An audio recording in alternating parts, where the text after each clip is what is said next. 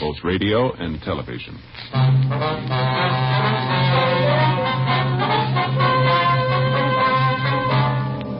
You're a detective sergeant. You're assigned the homicide detail.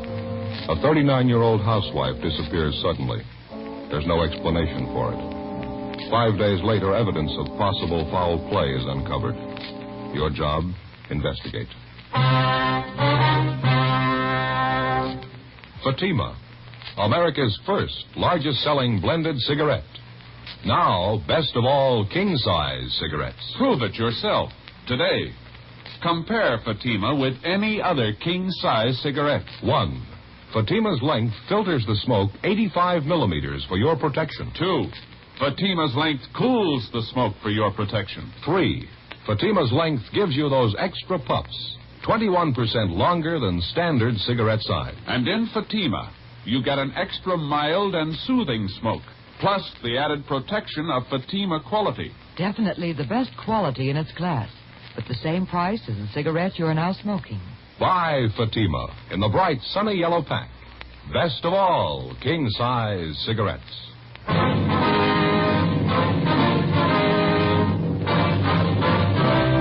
Dragnet, the documented drama of an actual crime. For the next 30 minutes, in cooperation with the Los Angeles Police Department, you will travel step by step on the side of the law through an actual case transcribed from official police files. From beginning to end, from crime to punishment, Dragnet is the story of your police force in action. It was Wednesday, September 15th. It was hot in Los Angeles. We were working the day watch out of homicide. My partner's Ed Jacobs. The boss is Thad Brown, chief of detectives. My name's Friday. I was on the way back from lunch, and it was 12:56 p.m. when I got to room 42. Homicide.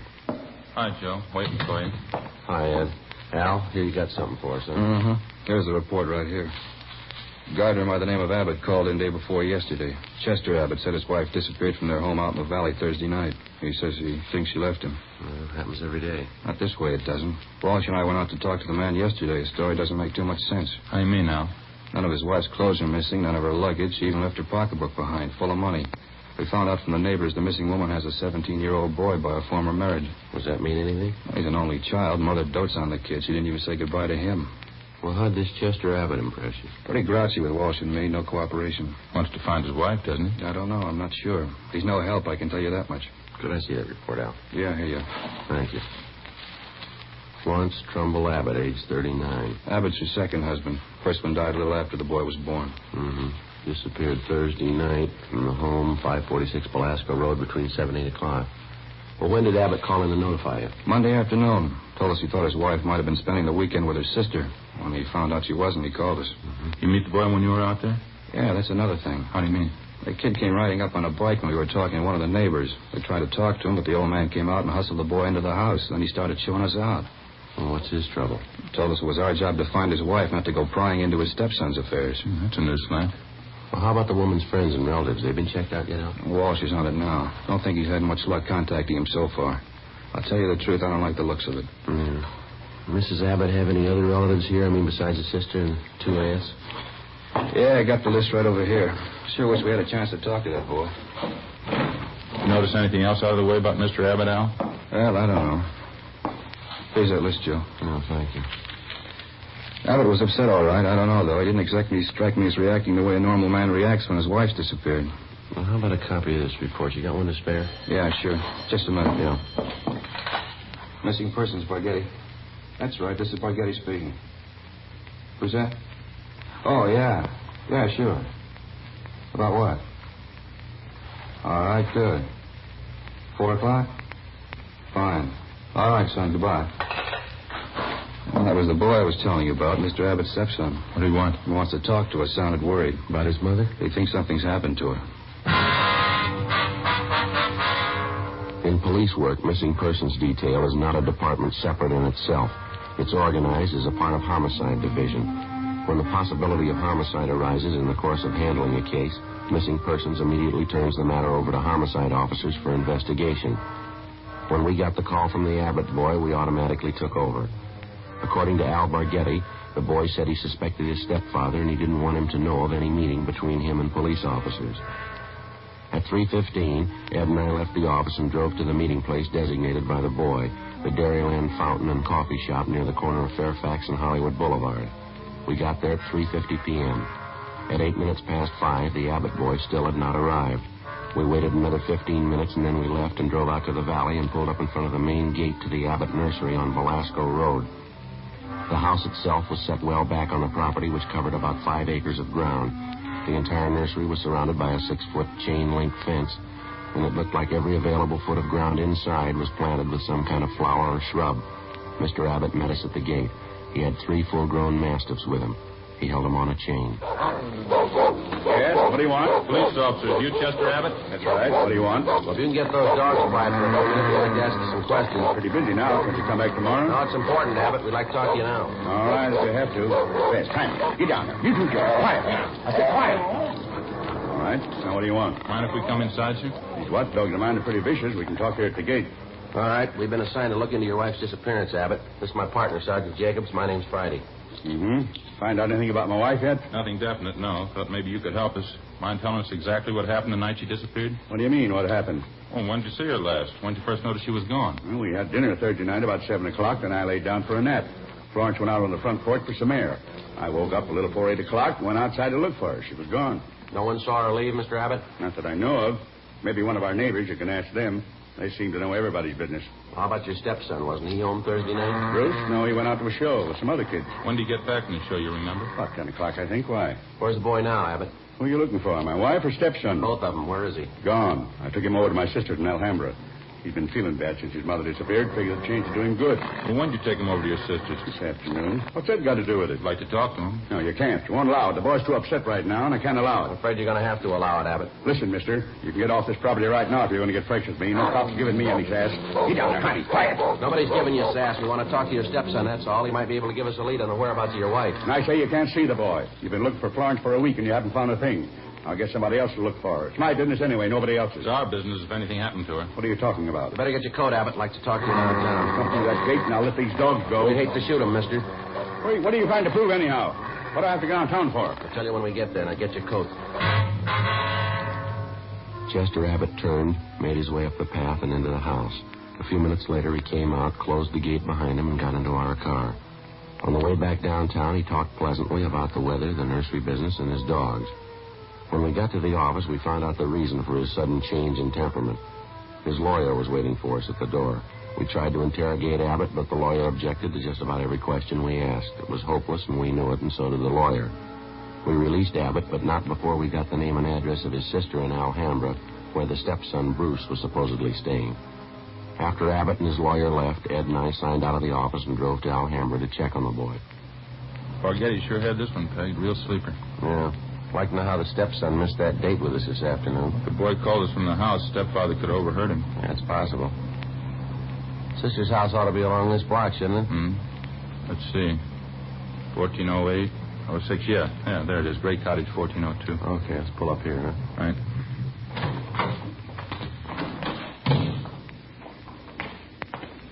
Nice looking place, well kept, huh? Nice neighborhood. Wonder how the lot prices run out here. I don't know. I'll get the bell.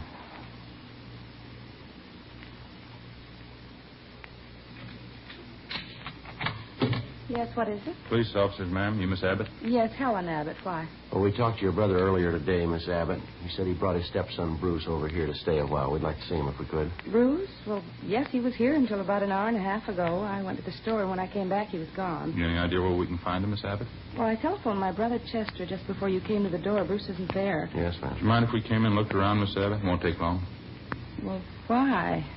I told you Bruce isn't here. It's the truth. There's no reason to lie about it, is there? Oh, no, ma'am. It's not that. Well, then what is it? No reason for me to lie to you. How about your brother?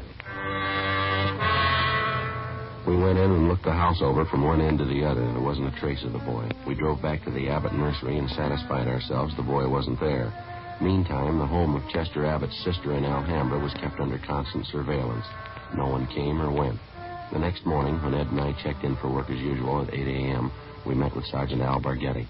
Well, I had half an idea there might be something wrong. What makes you so positive, Bill? It's just do that. We're not positive. It's the whole setup, I guess. Smells bad. How do you mean, for instance? Well, Abbott's lawyer, for one thing. If a man's innocent, he doesn't have his lawyer sit with him and tell him not to answer any questions. Yeah? Number two, the kid's phone call. He didn't show up for that date. You figure. I don't know. Could be he doesn't get along with his stepfather. Happens, you know. Maybe he's trying to get back at him for something or other. Yeah, that could be. Why is Abbott hiding him out then? Pretty sure he's hiding him out?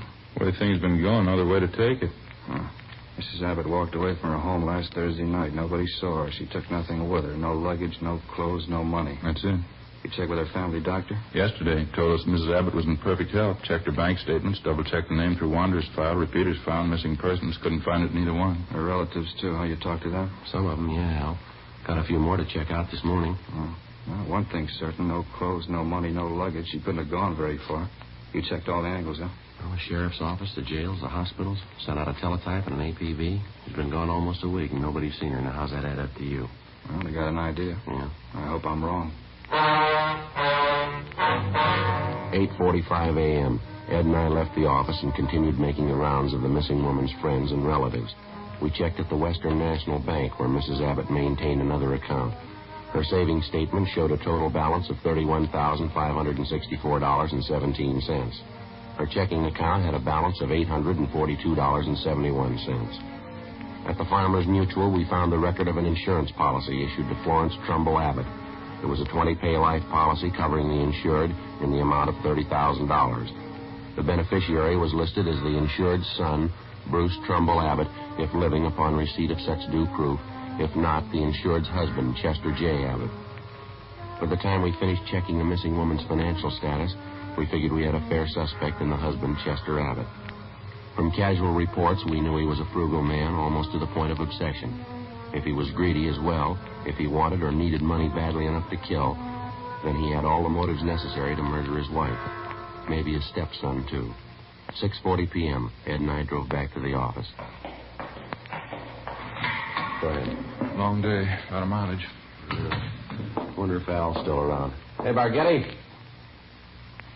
Al? Yeah, here. That you, Friday? Yeah. How'd you do? Get anything? A few things. Pretty fair luck. Good. I got some more for you. Just walked in here 10 minutes ago. Who's that? Bruce Abbott. He's waiting in the next room. We went into the next room and met the Abbott boy. He was small for a 17-year-old, dark-haired, thin, a little on the sickly side. He seemed nervous and upset. He told us that he wasn't able to keep the date he made with us on the phone because his stepfather did apparently overhear the conversation and drove the boy immediately to his sister's place in Alhambra. We asked the boy what made him so sure that his stepfather was responsible for his mother's disappearance. Well, for one thing, all three of us usually go to the early show on Thursday night, Chester, Mom, and me. But last Thursday we didn't go. Why was that, son? Chester said he wasn't feeling too good and he wanted Mom to stay home and take care of him. Then he told me to go on ahead to the show, so I did.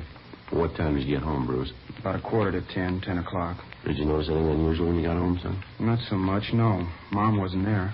I didn't think much about it then. I thought maybe she was over to one of the neighbors. You asked your stepfather where she was? Uh-huh. He said he didn't know. He said he thought she was over at one of the neighbors, too. What was your stepfather doing when you got home? Just sitting in the living room reading the paper. I usually don't talk to him too much. I just asked him where Mom was, and he told me, and then I went back to my room and went to bed. You notice anything unusual about the way he acted? Anything different about him at all? Well, I'm not too sure. He did seem a little nervous, though. Jumpy. More than usual, I think. Mm-hmm. Anything else? Well, when I came through the front yard, I noticed the dogs had mud all over their paws. Red, Jaime, and George, all three of them. They must have been out in the nursery plots. Anything unusual about that? In a way, yeah.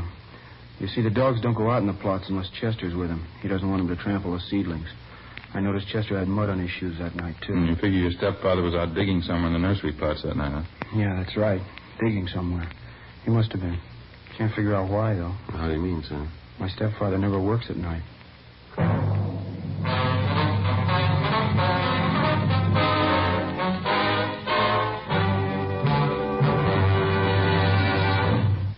You are listening to Dragnet, authentic stories of your police force in action.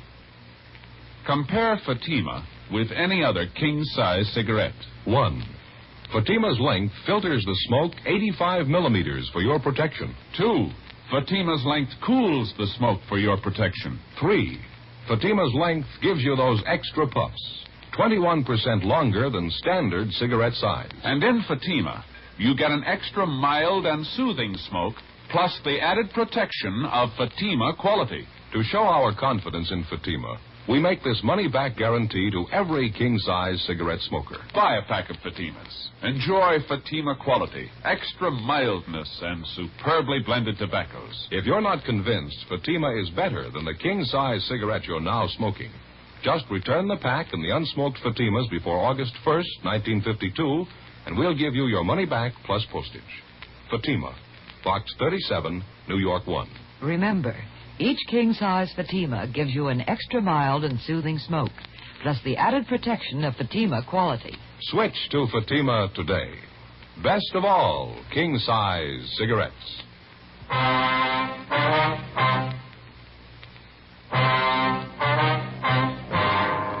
Thursday, September 16th, 7:05 p.m. We continued talking to the missing woman's 17-year-old son, Bruce Abbott.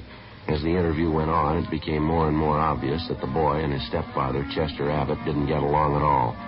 Apparently, the boy was jealous of him, and he was jealous of the boy. Besides his prejudice, Bruce also contradicted himself during the course of the questioning. 7:15 p.m., the interview went on. I understand that all right, son, but you say you can't think of any reason why your father'd be out working in the nursery plots that time of night? No, sir, I can't. I don't know how he'd get any work done. None of the plots are even lighted, only the greenhouses. Well, is it possible he could have gotten that mud on his shoes working in one of the greenhouses? No, sir, I don't see how. All the paths in the greenhouses are graveled. It's my job to see they're kept graveled. I know they weren't muddy because I fixed them the day before. Mm-hmm. Well, what do you think it means, Bruce? I don't know. I don't want to think about it. I just know he's done something. He's done something to her. Did your father, that is your stepfather, give you any reason for keeping you away from the police officers that came to your house? I mean, the first two officers who showed up? No, he said people were getting nosy, that's all. He said it might be better for me over at my Aunt Helen's place. Mm-hmm. And you think your Aunt Helen might know where your mother is? I don't think so. We hardly ever see Aunt Helen. We don't know her well at all. Well, do you know if your mother and stepfather argued very much, son? I mean, big arguments. Sometimes, yeah. Mostly about me. How do you mean? Chester's pretty tight, you know. Doesn't like to spend money at all. He and Mom used to argue about whether I ought to get paid for the work I did around the nursery. Chester didn't want to pay me. That's so? Yeah, when I started working, he promised he'd pay me. I was saving up to buy a 31 Model A. After a couple of weeks, when he didn't pay me, I asked him about it. He told me I ought to be glad to work for him for nothing. And your mother argued with him about that? Sure, she got good and mad, too. She should have gotten mad. It was her money that bought the nursery anyway. Well, how'd you happen to get away from your aunt's place, Bruce? It wasn't too hard. Helen had some shopping to do, and she left me alone. She locked the door to my room. Even the screen over the window was nailed down, but I kicked it out and got away. I stayed at a friend's house last night. You thought much about where you're going to stay tonight, son? Well, I don't know. Sergeant Borghetti, I was talking to him. He asked me if I wanted to go out and have dinner and then stay at his house tonight. And I don't know. Sounds like a good idea to me. I don't know. Sure nice of him to ask me. I think it'd be a lot better for you, son. Why don't you check in the next office, see if Borghetti's ready to leave, huh? Yeah. Okay, Sergeant. Thanks. Sure. You betcha. Joe, what do you think? It's hard to say. He might be lying. Before we signed out of the office that night, we met with Captain Warman and outlined a plan to bring in the husband of the missing woman for questioning alone. We figured it'd serve two purposes: clarify the boy's position in the case and determine one way or another if the stepfather was withholding information about the disappearance of Mrs. Abbott. The big problem was to bring in Chester Abbott for interrogation without the knowledge of his lawyer. As we'd found out more than once, it was impossible to get anything out of Abbott with his lawyer present. We set up a plan to call at the Abbott home early in the morning, get the suspect out of bed, and bring him in before his lawyer could be notified. At 3:30 the following morning, Ed and I met at the office and started for the Abbott place. We brought along a couple of pounds of fresh horse meat to keep the dogs quiet if they raised a fuss. At 10 minutes past 4 a.m., we parked our car a few hundred feet down the road from the Abbott nursery and made our way toward the gate. I reached in and tried the latch. The dog started up. How about it, Joe? Open? No, it's padlocked. We're going to have to climb the fence. Toss some of that meat over to him, will you? Yeah, okay. There. All right, that does it. All right, let's climb the fence. Keep an eye on the hounds. Looks like they could take a leg off. Yeah. Take it easy, Ed. All right. Watch that. Yeah. Here comes that other dog. Get some more of that meat, man. Yeah. There you are, boy. Go get it. Go on. All right, that's fine. Come on, let's hurry. Have a look, Joe. Windows along the side of the house. Lights just went on. Yeah, come on. All right. Who is it? Who's there? Who is it? I'll set the dogs on you. Police officers, Abbott. Friday and Jacobs. What kind of business is this? What are you doing out here this time of night? You're under arrest, Mr. Abbott. What are you talking about? I think you heard me. You're under arrest. What kind of crazy thing is this? If you're going to pay for this, I'll have your job. You want to get your coat? You cops are asking for a pack of trouble. You know that. Get your coat. I'd like to know what you think you're doing. Where's my stepson, anyway? What have you done with him? I got a better one for you, mister. Huh? What have you done with your wife? 4:25 a.m. Ed and I drove the suspect, Chester Abbott, back downtown to the office. He was quiet and sullen. We headed down the hall for the squad room. Light still burning in the office? Yeah, probably Bargetti standing by. All right, Abbott, in there. If you're going to pay for this, you can take my word on that. Ed, you want to take him in the office here and stay with him? I'll check with Al. Okay. All right, Abbott, inside.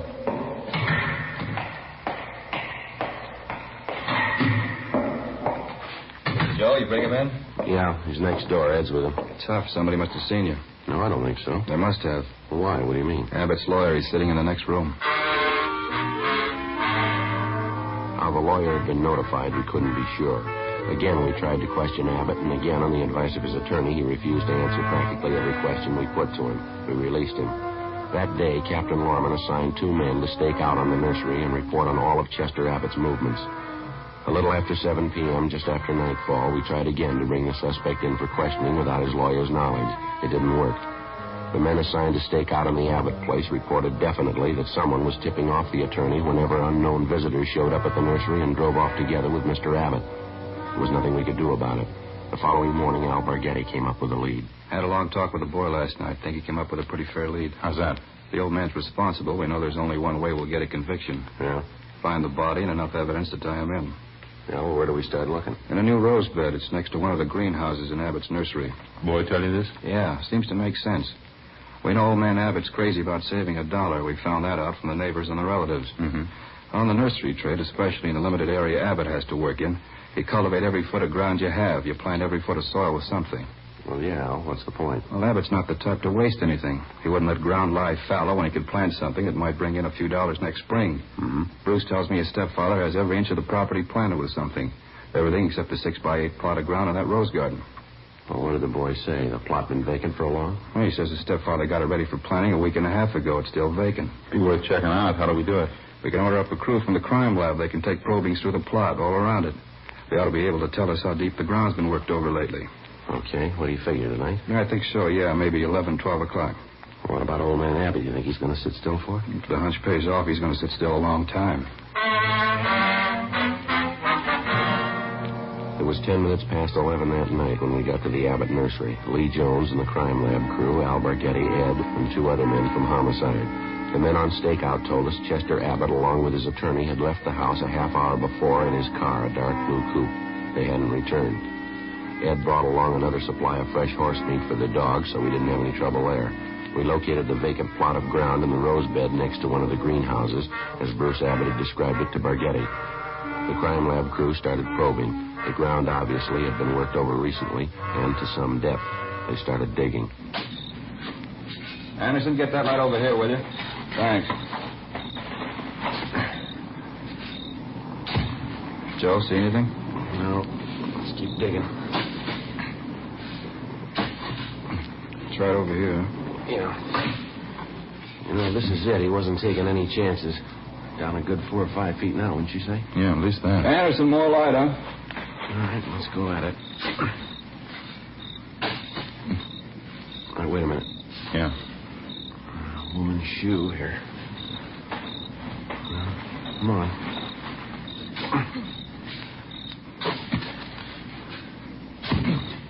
Just a minute. Yeah, that's it. The shoulder there. It's a body. Well, it paid off, Al. The boy had it figured. Yeah. Too bad he was right.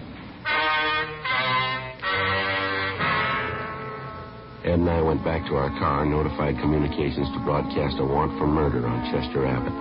His description, together with the description of his car and license number, was rebroadcast every 15 minutes. The attorney was contacted, and he stated that Mr. Abbott had dropped him off at his home more than an hour before. He knew nothing of his whereabouts. Ed and I went back to check the Abbott home and found the front door unlocked. We went inside and looked around. In one bedroom, we found clothes scattered over the bed and on the floor. There was only one old suit left in one closet. On the table next to the bed, we found an airline's timetable. We got to the phone and notified communications to alert all special details at railroad stations, bus terminals, and airports, and then to get out an APB. After that, we checked with the airlines. One of them told us a man answering Abbott's description had booked passage to Mexico City that night under the name of Charles Frazier. The plane was scheduled to leave at 1:52 a.m. at the Burbank Airport. We called the detail at the airport and alerted them. Then we drove over to the field to follow through on it. It was 1:32 a.m. when Ed and I took up our positions just inside Gate 3, where passengers were boarding Flight 72 for Mexico City. There was no sign of the suspect either on the plane or in the waiting room. Think you'll show? I don't know. Want your bag over here? Where's Spaghetti? Over there by the cocktail lounge. See him? Oh, yeah. What time you got now? 1:38. Plane's due to take off in another 4 minutes, isn't it? Mm-hmm. Any sign of him, Al? No, nothing. Just made the rounds. Checked with Stevens and Cummings. If he got in, he came in somebody's suitcase. Couldn't have possibly gotten through without one of us seeing it. Well, he hasn't got much more time. Maybe it's a dead end, huh? Don't see how he could have gotten wise, do you? Over there. No, by the ticket counter there. You see him? Yeah, that's him. Come on. All right, just a minute, Abbott. I haven't got time now. I'll miss my plane. If you have anything more to say to me, you can wait till I get back. Right now, Abbott. And take it up with my lawyer. I'm in a hurry. We found your wife's body. How's that? In the rose bed next to the greenhouse. I don't know what you mean. You must be mistaken. No mistake. Hands behind your back. What's this all about? I haven't done anything. All right, let's go. No, just a minute. You got it wrong. I don't know anything about it. We think you do. Now, come on. Wasn't my fault. I didn't know what I was doing. I plead insanity. She drove me to it. We were arguing about the boy, and she slapped me. I didn't mean to do it. All right, let's go, Abbott. Can you wait just a minute more? What for? A plane. One from Mexico City. Funny, isn't it? What's that? I was so close. Just missed it. Not by more than 1 minute. No, you're wrong about that, Abbott. Just 1 minute, that's all. Now, you missed it before you ever bought your ticket. How do you figure? When you first decided to kill your wife. Come on.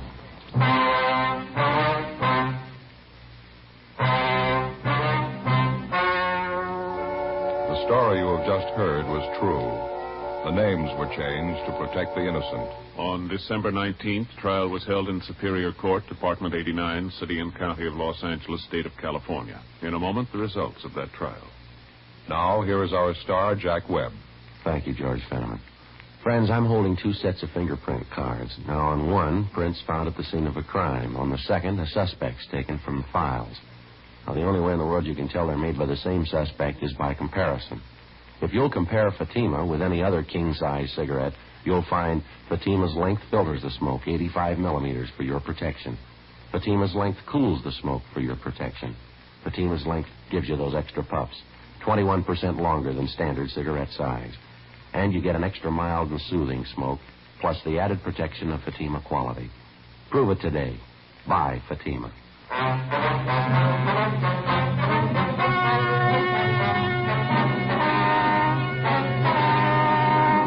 Chester Vernon Abbott was tried and convicted of murder in the first degree.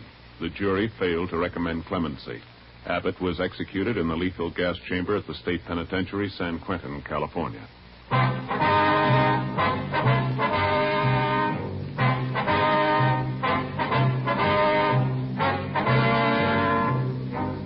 You have just heard Dragnet, a series of authentic cases from official files.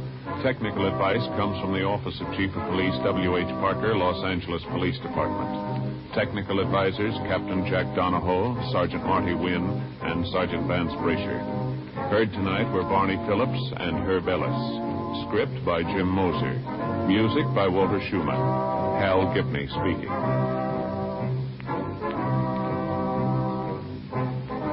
Fatima Cigarettes. Best of all, king-size cigarettes has brought you Dragnet, transcribed from Los Angeles.